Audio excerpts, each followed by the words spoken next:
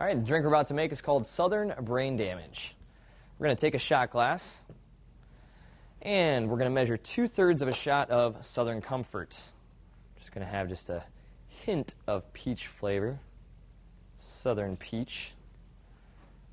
And we're going to take our Tia Maria liqueur, and we're going to do 1/3 of a shot of Tia Maria. And last thing we're going to do is take some grenadine, and it's going to give it a cherry flavor, and it's also going to give us, hopefully, kind of a brain damage look. Now, I'm not really sure what brain damage looks like in liquid form, but let's just assume that that's what it's like.